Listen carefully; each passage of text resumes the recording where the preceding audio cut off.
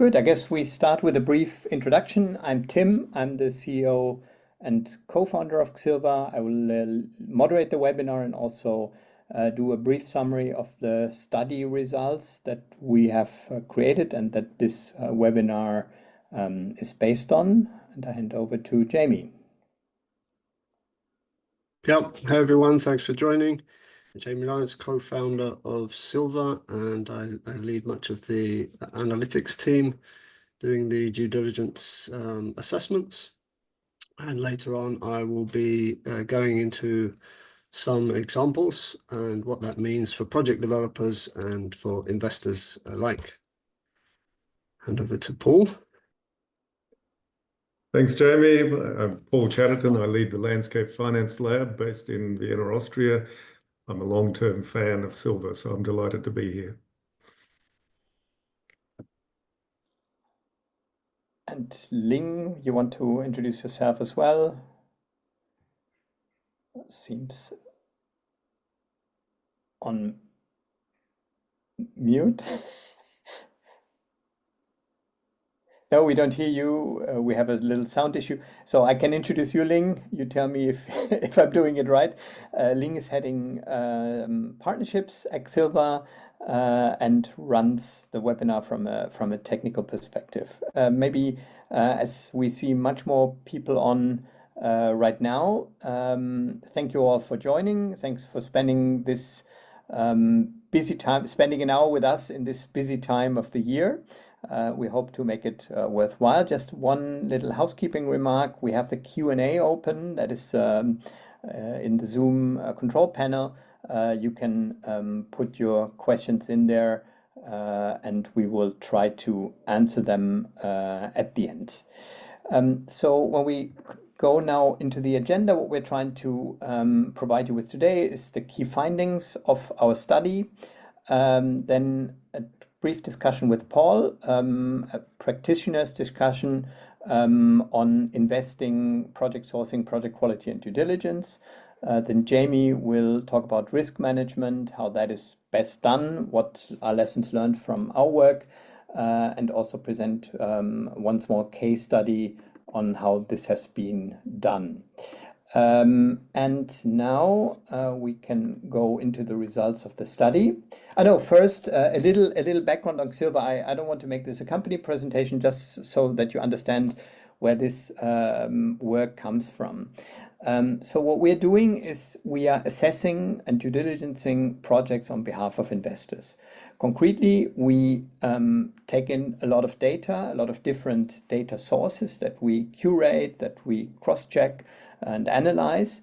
And then we have a methodology that does screening, which is a short first understanding of project quality, and grading, which is a more detailed version of this. And basically that then allows investors to deploy money into projects. We look at 6 dimensions of project quality: impact, financial viability, leadership and team, project design, ESG safeguards, and growth potential.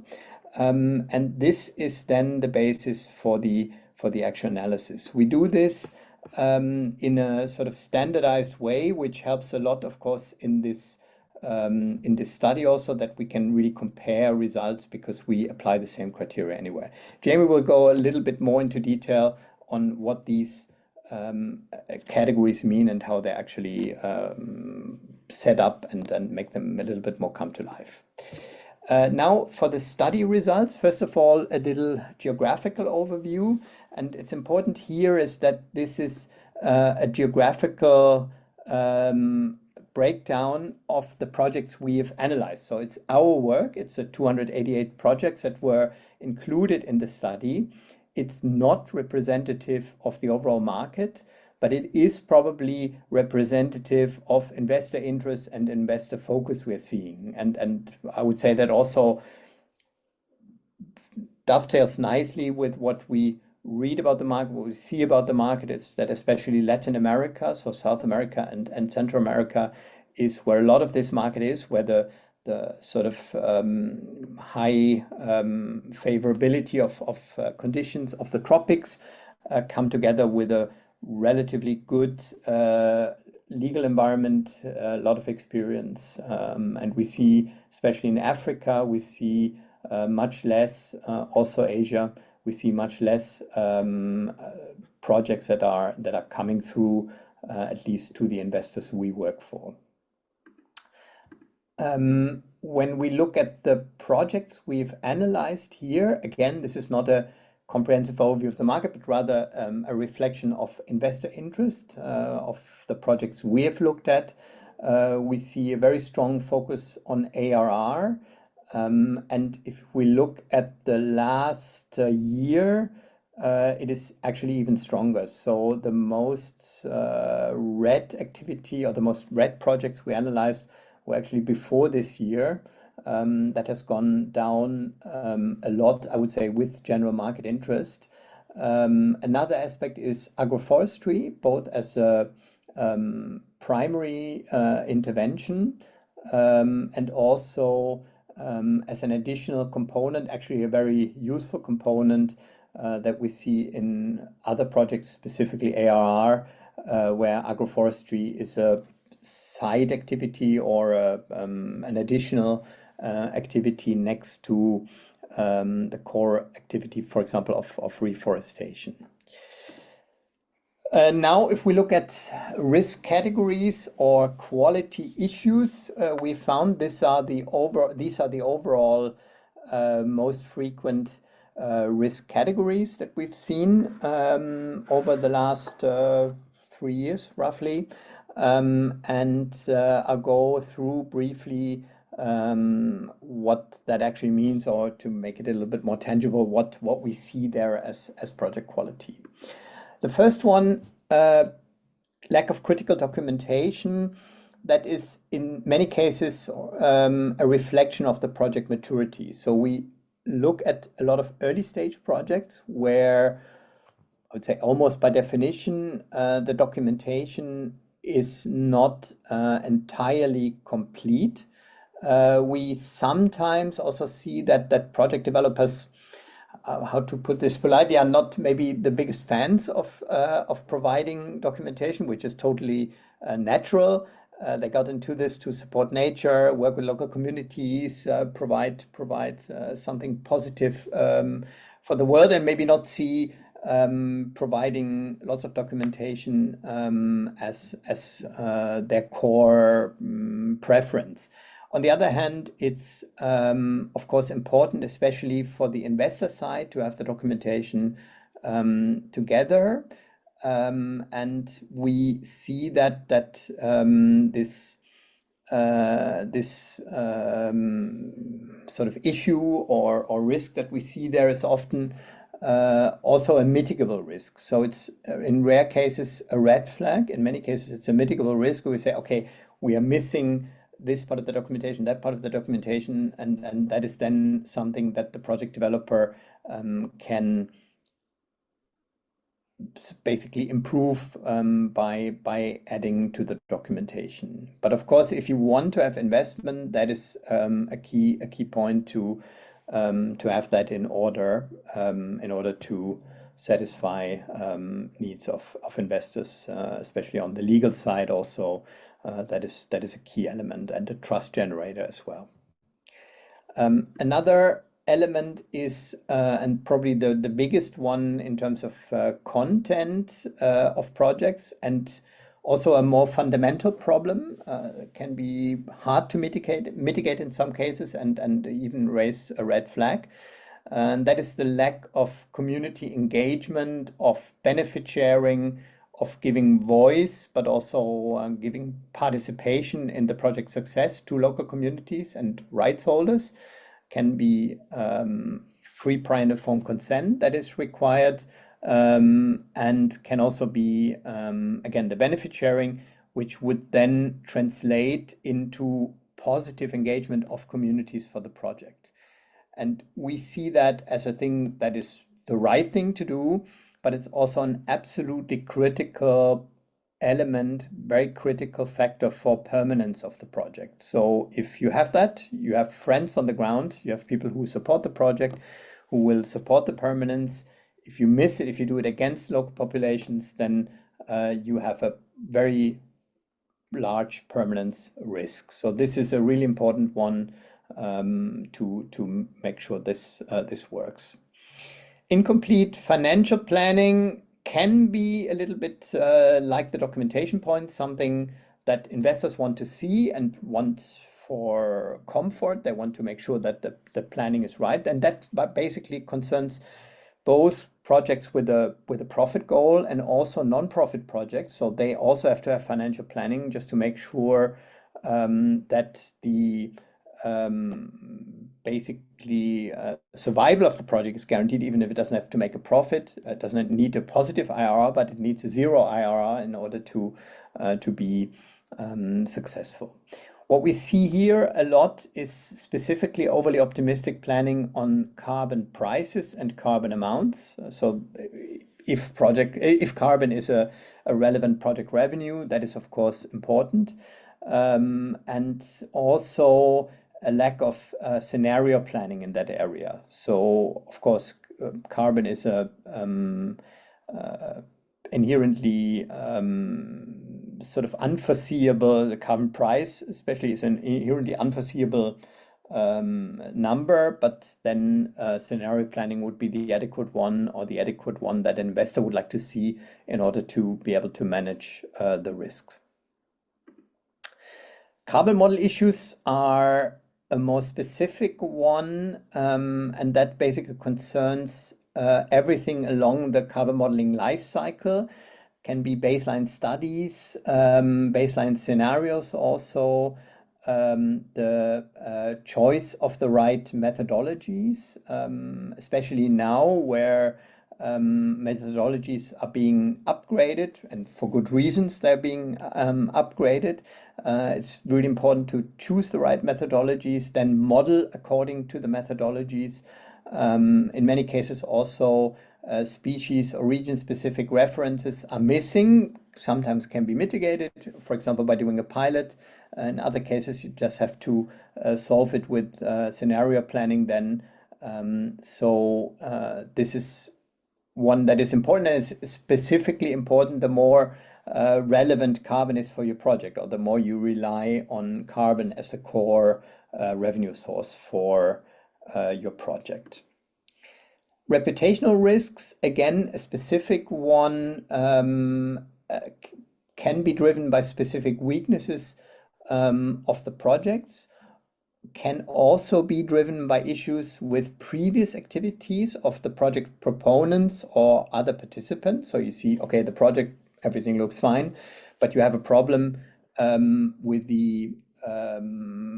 a couple of key players on the project, up to a point where this becomes a red flag, where you see there was a sort of a corruption issue, to talk about the worst possible one, with project proponents or participants. Yeah, that can be then a red flag that's also not easily mitigable. This is a big issue for investors, and probably even a bigger issue for corporate investors who ultimately do these projects for a reputation benefit, and then they want to avoid any reputation risk, of course. Insufficient team capacity, that is something where we see the team has maybe not enough specifically experience with the intervention type, or in the geography or in the region where the project is taking place.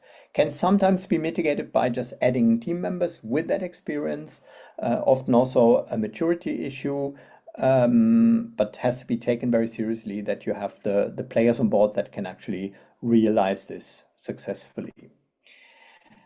Misaligned project vision, that is maybe, I mean, we tend to view positively, or our experience is that projects are well advised to have a couple of revenue sources, for example, so not purely carbon, for a variety of reasons. In some cases, you then have sort of an overshoot almost, where the projects are trying to solve too many things at the same time, having too many invention types, and then worst is then if the documentation is added or edited in some areas and in other areas not. So you have like 5 project documents with 5 different project goal sets, of course, a big problem then. But it can also be not just a documentation, but a real issue that the basically vision is lacking clarity because there are too many goals being followed. Yeah, and that's the main findings we found. Jamie will go a little bit into more detail on a couple of other points. And I would now like to bring Paul Chatterton on board from Landscape Finance Lab. As the name implies, he's very experienced with developing but also investing in landscape projects. So background with WWF for a very long time, also a lot of in-country experience.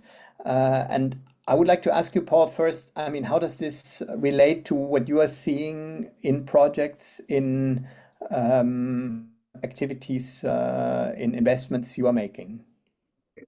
Well, first, Tim, thanks for having me on board. Congratulations to Xilva. I mean, I remember talking with you both when you started up, and I've not had a lot to do with you since then, but in terms of actually getting involved in the projects. But to see this range of projects now going through your system and this sort of analysis is really fantastic. Forestry and carbon projects are among the harder ones to do in the investment world, I'm sure. I mean, all projects are not simple, but forestry and carbon sadly have negative connotations in some areas of investment. So what you're doing really helps to counter that. A lot of that is because of project quality. In some areas, certainly not in all areas. 120 businesses that could help reef protection, and forestry was one part of that. Restoring forests helps take the silt out of the reefs and improves water quality. They were looking across this whole portfolio. To have a tool that helps them to manage their projects would have been tremendously useful. I think land evidence quality is a critical one. I know I ran WWF's operations in Papua New Guinea for many years, and just about every project there suffered from very poor quality evidence of approvals from landowners, and I suspect that's still the case for many of them. That's going to help get investment into countries like Papua New Guinea where there's a low confidence. Carbon model estimation, overestimation is a big one. We've certainly seen that with some of the jurisdictional programs that we've been developing, and that's I think testing that, making sure that the claims are credible, helps the whole sector, because it just takes, as we've seen, it just takes a couple of projects that are making exaggerated claims to bring everyone down and make it harder for everyone. So yeah, there's a couple of examples, but I can see many ways in future that we could work together, and where you help accelerate the whole industry. I think that's critical, and professionalize it. So thank you, guys. Yeah, thank you. And we're very curious, of course, what comes with the N+ nature positive facility.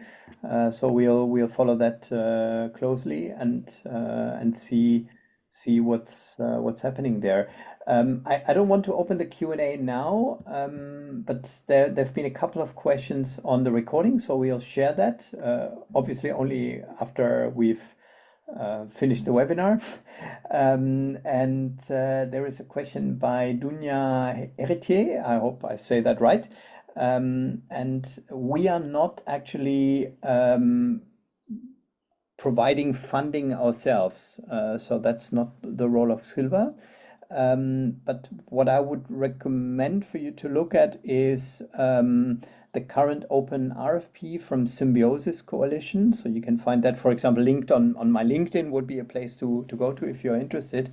And they they actually provide very large scale funding, also in a pre-purchase model, so in a model where they commit early.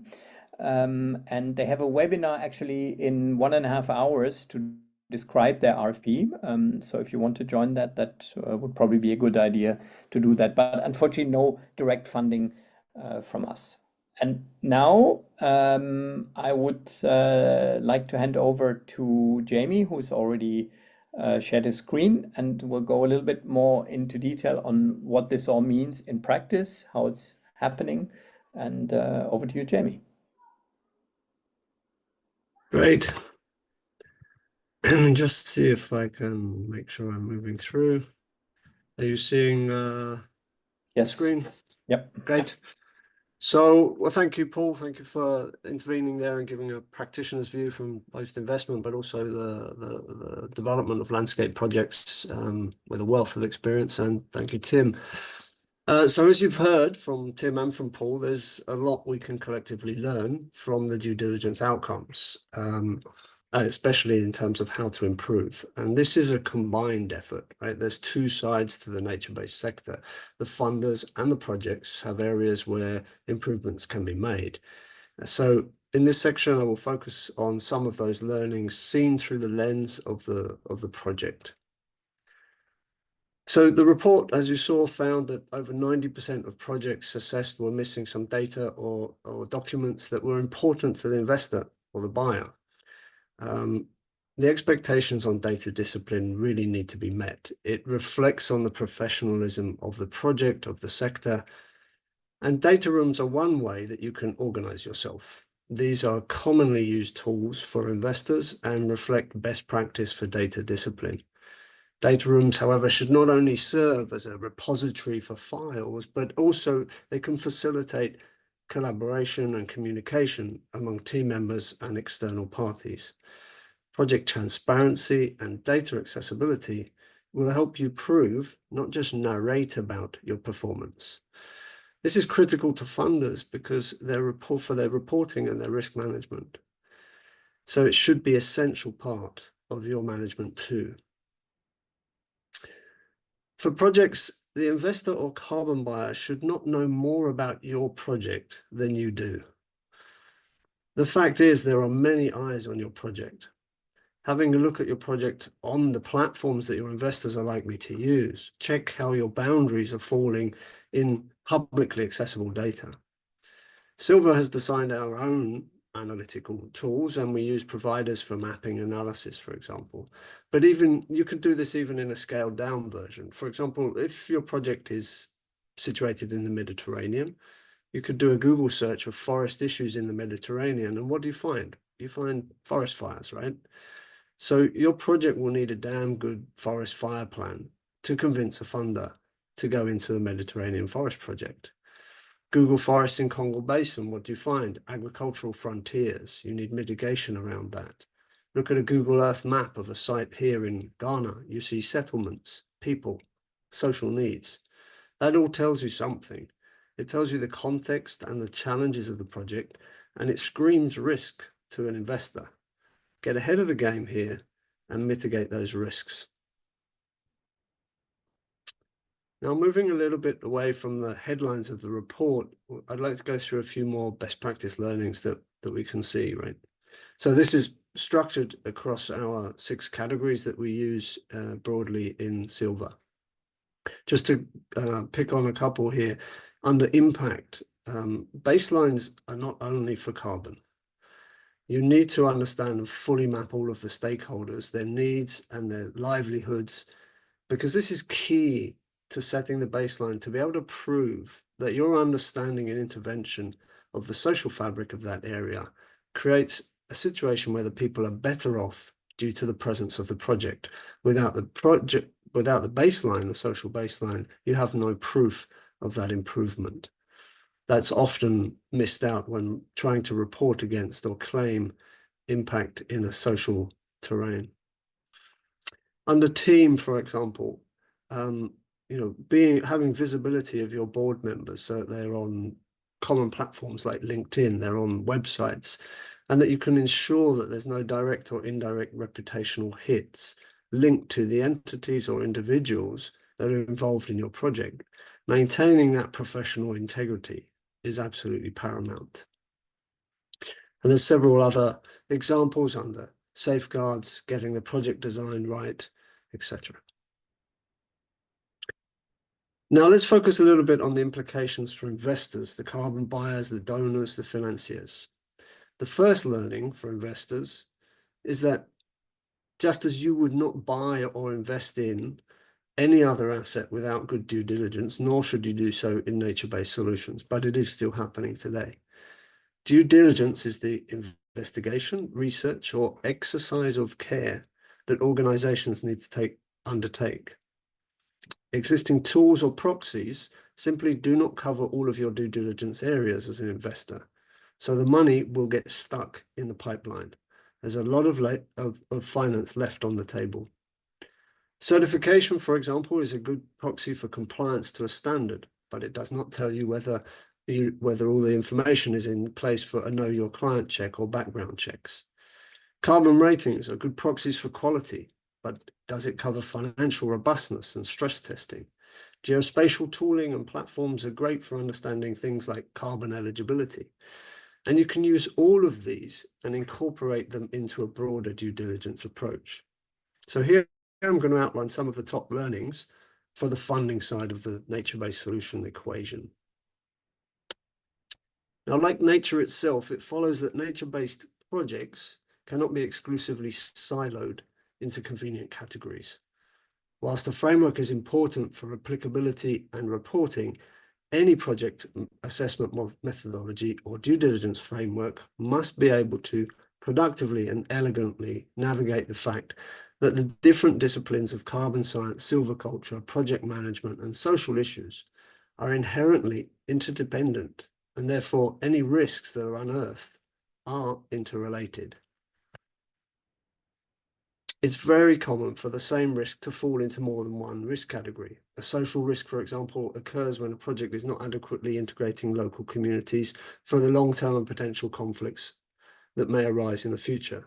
This situation can generate a reputational risk, bad press, but it also can create a delivery risk for carbon credits and generate a hole in the financial planning and financial risk to the investor. For this reason, Xilva emphasizes the importance of carrying out a cross-cutting 360-degree analysis of forests and nature-based projects.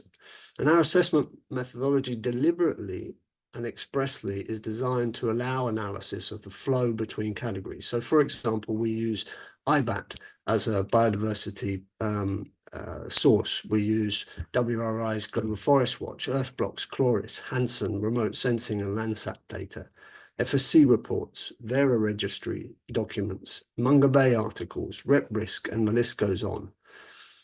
The art here is to combine all of that to see the full picture. Anything less, if you're just relying on one source or two sources, you will only be shining the light on as a spotlight in the corner of the football pitch, and you haven't turned on the floodlights to see the whole game. Secondly, due diligence, whilst it serves as a communication bridge between financial aspirations and social economic stewardship, that equilibrium doesn't work if one side of the bridge is too heavy. Now, by conducting due diligence, investors want to identify risks, maximize returns. They want to understand whether it aligns with their frameworks, targets, sustainable practices, regulatory requirements. But you should be very wary of projecting your needs onto the project. Now, Xilva works backwards from a funder's requirements, and those are often very complex and need good market intel. But by getting wrapped up in your own reporting complexities as an investor, you can miss how you might actually be negatively influencing the project. There's some examples of how an ill-informed ivory tower strategy can create your own problems of implementation. For example, working solely with project documentation and no other sources, thereby embedding a Stockholm syndrome into your assessment process. A singular or a dominating focus on the unit of value that you're trading, carbon, for example, and therefore you're making the other impacts, potential delivery risks, into an afterthought, like social impact. If you poorly design your internal documents for the workflows here, the pins, for example, that could push the project down a certain route of reporting that doesn't allow for key impacts or risks to be highlighted. You could be creating an over-ambitious or unrealistic IRR, which will push the project towards certain types of interventions that might then clash with your other interest areas. For example, aggressive single species growth rates in order to get carbon may clash with biodiversity considerations, reduce the economic benefit for benefit sharing. A third example is a call for risks to be seen as improvements to be funded. Traditional due diligence in more mature asset classes may have investors being accustomed to using risk identification as a means to simply discarding projects. When it comes to nature-based solutions, such a privileged position would be a luxury, and such an approach would be a missed opportunity. Due to the huge role that NBS has to play in tackling societal challenges such as biodiversity loss and climate change, the nascent state of project pipelines, investors and buyers who are intent on catalyzing positive impact would do well to leverage risks as opportunities in order to strengthen their project portfolios. On screen here is a copy of a typical risk register that generated by Xilva. This can be used by both parties, right? Not only to understand the risk and what's generating that risk, but also how to mitigate the risk and agree on it as a funding milestone for delivery against a mutually agreed plan of improvement.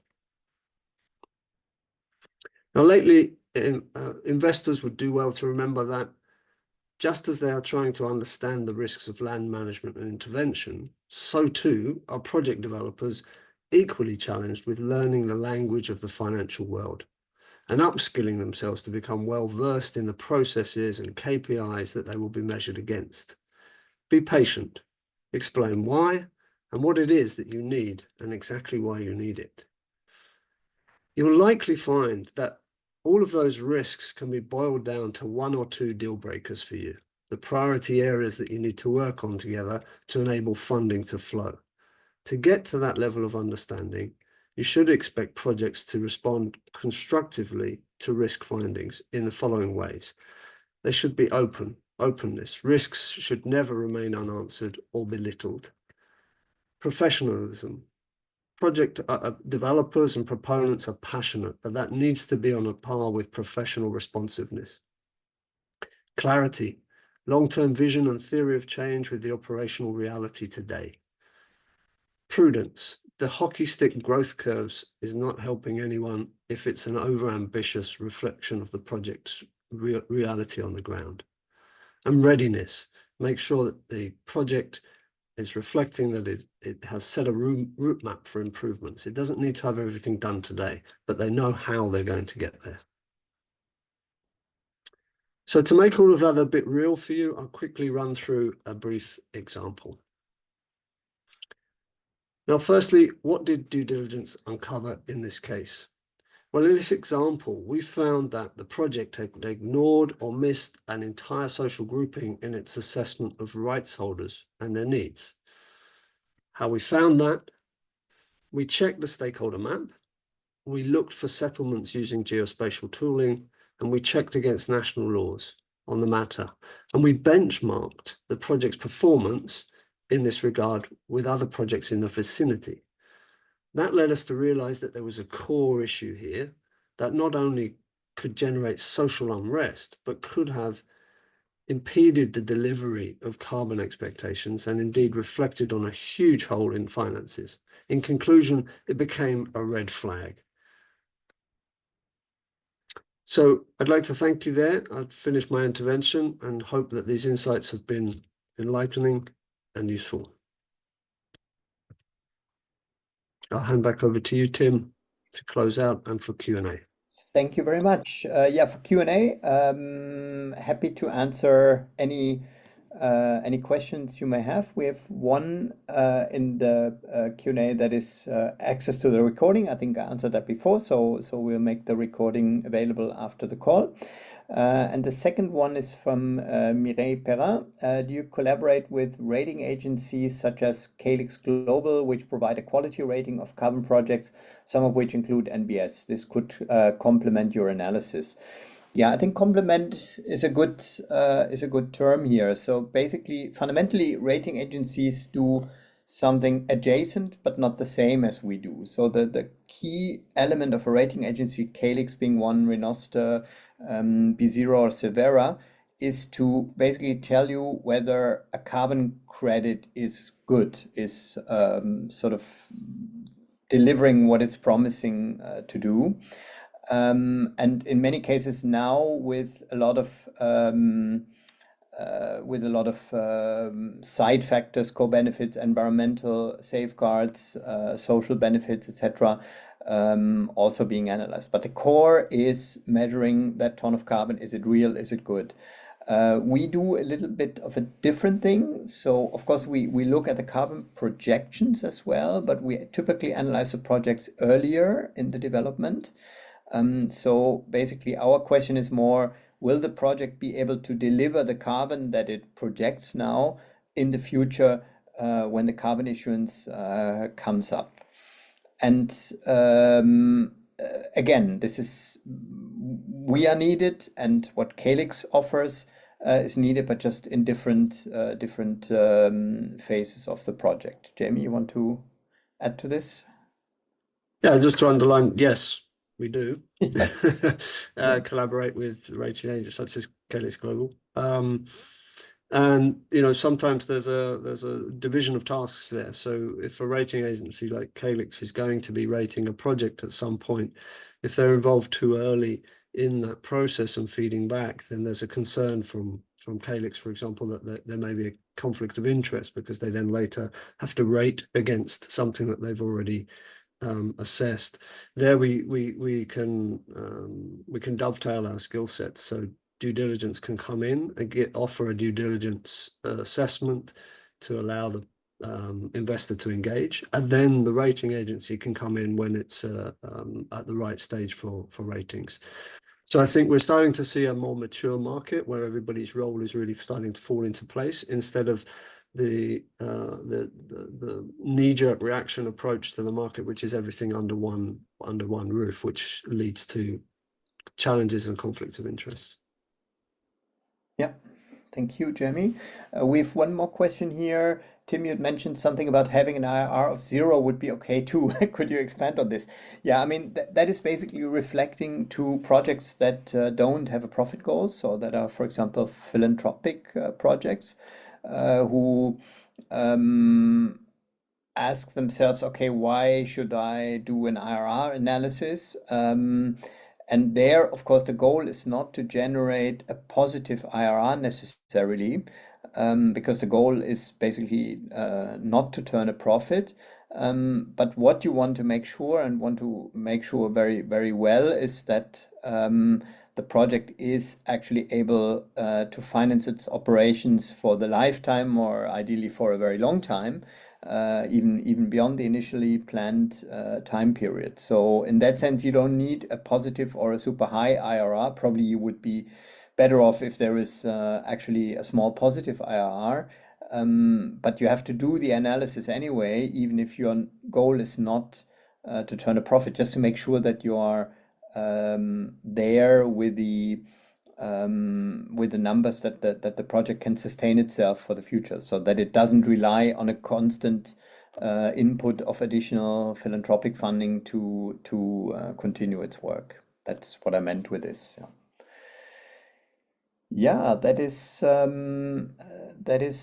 Just to yeah. add flavor to that, one of the things that we could have raised as an issue in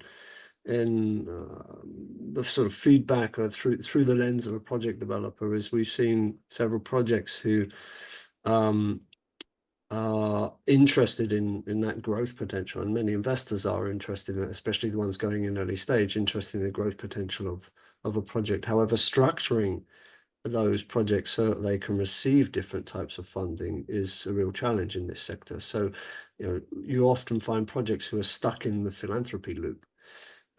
Simply not simply, but one of the major reasons for that is because they're not structured as an organization that can actually absorb equity or loans. So they need to be able to be using their existing funding sources in order to look ahead and understand how to structure that project for the next phase of funding, and then build the data room and the organizational infrastructure around that future. Or else what happens is they get to the edge of the cliff, and as it's known in the sector, the valley of death, they run out of that philanthropic money, and they're not ready for the 2 years of uphill struggle that's required to access the new financing, right? So understanding where you are in that journey, planning ahead, and allowing your organization to grow and morph and adapt into a type of organization that can absorb different types of funding is absolutely key. Yeah, maybe one additional comment on the topic of growth potential. We get that asked a lot. Why do you look at growth potential? That's sort of such a not maybe not immediately clear why that is important in our space, and we see it mainly as a very good model to start relatively small with the project, prove the intervention, prove the model that you are doing, both on a project design level, but also on a social level, and then build out from there, right? So start with maybe 100 hectare, 300 hectare, 500 hectares, and scale it up from there, rather than go in with a project that starts with 50,000, 100,000 hectares. That's why we specifically analyze growth potential and say, is that a possibility that you can start maybe small, but expand beyond what is currently there? Do you have additional access to land, additional revenue sources to explore at a later stage when the project is more developed? Oh, now we're getting the questions. Do you see the carbon sector advocating for the revival of academic streams such as forestry, which have been on a steady decline for decades, i.e. forestry programs, faculties being shut down, etc.? I would say, well, yes, there is a connection with this. So, for example, at the moment we are hiring. We are not really a carbon sector, but we are from a sustainability standpoint, and we are hiring from academic forestry institutions. So I would say there the connection is definitely there. And maybe Jamie, you want to add to that? Yeah, most definitely. Yeah, close to my heart as a forester. I think in general the skill set in the sector, the employment sector suffers from the fact that forests are perhaps one of humanity's most undervalued assets. Traditionally we value them according to how much timber they can generate, or we don't value them at all, and they're cut down to be displaced by agricultural needs.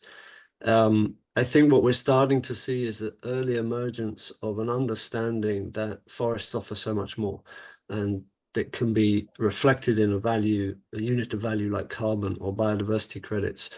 It can be reflected in timber. It can be reflected in environmental tourism, ecotourism. And I think as you start to see the projects themselves vary those revenue streams, you're starting to see a need for a new age of foresters and coming out of academia to actually fill those gaps, both in terms of the startups that are appearing around this space, but also in terms of the actual forest projects themselves. Right, you need good social foresters, not just tree counting experts, right? So I think that is, we're starting to see a rebirth there, and it's a way off yet reversing the decline, but I think there's some good signs. Yeah, there is an additional question from Sarang. So are these philanthropic sources of funds expecting carbon assets as a result? Well, I would say it's hard to give a general answer here, in that it's not, there is no one size fit all for philanthropy, but typically you would rather see the carbon monetization as an additional sort of revenue source for a project that might be financed initially philanthropically. Maybe Paul, you can say something to that. Is that something that you've seen? I mean, you've worked on philanthropically funded projects as well. Is that typically that there would be some carbon offtake from these philanthropic revenue sources? There is in some cases, yes. If you look at the UK peatland code, which is a carbon investment program, then some companies are looking for returns for their philanthropic investment in terms of carbon claims. And Gold Standard is doing a lot of work on how that might work, but generally this is not a standard. I mean, I think those two worlds can come together over time. It would be very interesting to be to have more philanthropic investment that leads to commercial business models. Yeah, I'll stop there, Tim. Thank you. And we have a question from Dunya in the forestry and I hope Dunya is her first name, but correct me if I'm wrong. In the forestry and agroforestry program, how much money is required to implement these projects? I would say that is a very hard question to answer in a sort of general way. What maybe can be said is that to achieve certification under an ACROA accepted carbon standard. So if you look at Verra Gold Standard, Plan Vivo, etc., you're probably talking about 6-digit figures by now, but not for the intervention, but only for the getting the documentation right, getting everything together. 6-digit euro. US dollar, Swiss francs to get everything in order to achieve the certification. In many cases, financed with part financed with philanthropy, but that is probably something you have to look at. And then on top comes the intervention, and there it's very, very depending on where you do it, how you do it. So it's hard to give a general answer there. Then I have Marcella with a question, how many years on average are your afforestation projects first to get carbon credits and then to get the project maturity? I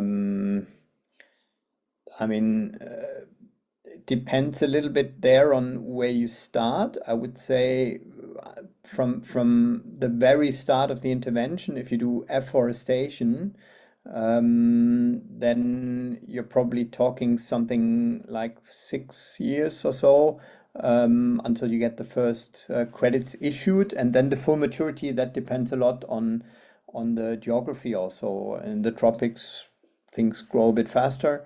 But typically the project lifetime is somewhere between 20, 30 years, I would say, until things are getting completely completed. Then I saw a question.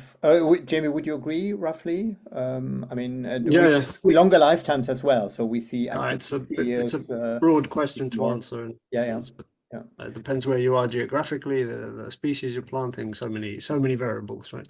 Yeah. But in general, I mean, that is also the reason maybe why